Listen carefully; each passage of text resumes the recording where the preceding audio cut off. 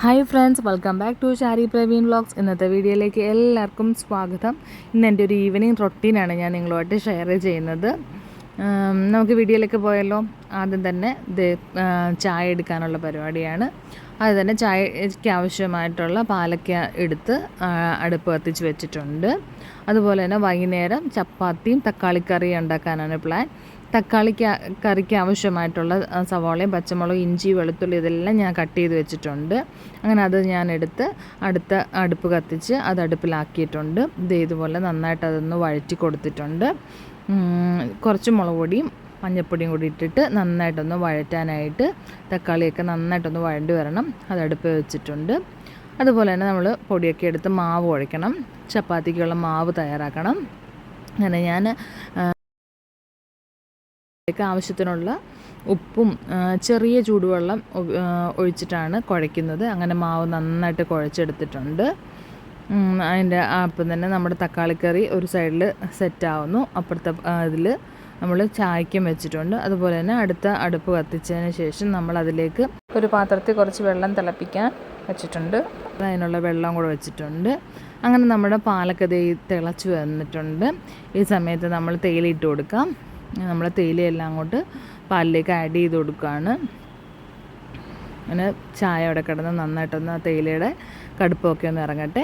അങ്ങനെ നമ്മുടെ തക്കാളിക്കറി ഇവിടെ സെറ്റായി. ചായയ്ക്ക് അവിടെ അത് നന്നായിട്ടൊന്ന് തിളച്ച് വരട്ടെ. അങ്ങനെ നമ്മുടെ വെള്ളം തിളപ്പിക്കാൻ വെച്ചത് നന്നായിട്ട് തിളച്ച് വന്നിട്ടുണ്ട്. ഇനി അതിലേക്ക് ചോറിട്ടിട്ട് നമുക്ക് ഊറ്റി വെക്കാം. അങ്ങനെ നമ്മുടെ ചപ്പാത്തി ഈ സമയത്ത് ഞാൻ പരത്തിയിട്ടുണ്ട്. ചപ്പാത്തി എല്ലാം പരത്തിയെടുത്ത് വെച്ചിട്ടുണ്ട്. അങ്ങനെ പാൻ അടുപ്പിൽ വെച്ചിട്ട് നമ്മൾ ചപ്പാത്തീനെ ഓരോന്നായിട്ട് ചുട്ടെടുക്കാം. അങ്ങനെ നമ്മുടെ ചപ്പാത്തിയെല്ലാം ഞാൻ ചുട്ട് സെറ്റാക്കിയിട്ടുണ്ട്. ഇനി നമുക്ക് നാളത്തേക്ക് ഇഡലിക്കുള്ള അരി ഉഴുന്നും ഇട്ടിട്ടുണ്ടായിരുന്നു രാവിലെ വെള്ളത്തിൽ. അത് നന്നായിട്ട് കുതിർന്ന് വന്നിട്ടുണ്ട്. ആദ്യം തന്നെ നമുക്ക് ഉഴുന്ന് അരച്ചെടുക്കാം. ഉഴുന്നെല്ലാം മിക്സിയുടെ ജാറിലിട്ട് കൊടുത്ത് സ്വല്പം വെള്ളം കൂടെ കൊടുത്തിട്ട് നമുക്ക് നന്നായിട്ടൊന്ന് അരച്ചെടുക്കണം.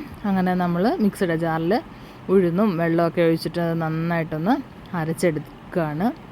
അങ്ങനെ നമ്മുടെ ഉഴുന്നൊക്കെ ഏകദേശം നന്നായിട്ടൊന്ന് അരഞ്ഞു വന്നിട്ടുണ്ട്. ഇത് നമ്മളിനി ഒരു പാത്രത്തിലേക്ക് അത് മാറ്റി കൊടുക്കണം. ഇനി നമുക്ക് ഇതിൻ്റെ അകത്ത് അരിയും കൂടെ അരച്ചെടുക്കാനുണ്ട്. അങ്ങനെ നമ്മൾ ഉഴുന്നരച്ചത് ഒരു ചെറിയൊരു കലത്തിലേക്ക് ഒഴിച്ചു കൊടുക്കുകയാണ്. അങ്ങനെ നമ്മൾ ഉഴുന്നെല്ലാം ഒഴിച്ചു കൊടുത്തിട്ടുണ്ട്. ഇനി നമുക്കിനി മിക്സിയുടെ ജാറിലേക്ക് കുതിരാൻ വെച്ചിരിക്കുന്ന അരിയും കൂടെ എടുത്ത് ഇട്ടിട്ട് നന്നായിട്ടൊന്ന് അരച്ചെടുക്കണം. അങ്ങനെ നമ്മൾ അരിയെല്ലാം ഇട്ട് കൊടുക്കുകയാണ്. സ്വല്പം വെള്ളം കൂടെ ഒഴിച്ചിട്ട് നമുക്കിനി ഈ അരിയും കൂടെ നല്ല രീതിയിലൊന്ന് അരച്ചെടുക്കണം. അങ്ങനെ നമ്മൾ അരി മൊത്തം ഇട്ട് ആവശ്യത്തിന് വെള്ളം ഒഴിച്ചിട്ട് നമ്മൾ നന്നായിട്ടൊന്ന് അരച്ചെടുത്ത് നേരത്തെ ഉഴുന്നൊഴിച്ച അതേ പാത്രത്തിലേക്ക് അരിയെല്ലാം മാവ് ഒഴിച്ച് കൊടുത്തിട്ടുണ്ട്.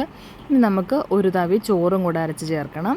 അങ്ങനെ നമ്മൾ ചോറ് മിക്സിയുടെ ജാറിലിട്ട് കൊടുത്തിട്ടുണ്ട്. അങ്ങനെ ചോറും കൂടെ അരച്ച് ഈ മാവിലേക്ക് ചേർത്തിട്ട് എല്ലാം നന്നായിട്ടൊന്ന് മിക്സ് ചെയ്ത് വെച്ചിട്ടുണ്ട്. അങ്ങനെ നമ്മുടെ വൈകിട്ടത്തെ ഏകദേശ പരിപാടിയൊക്കെ കഴിഞ്ഞിട്ടുണ്ട്.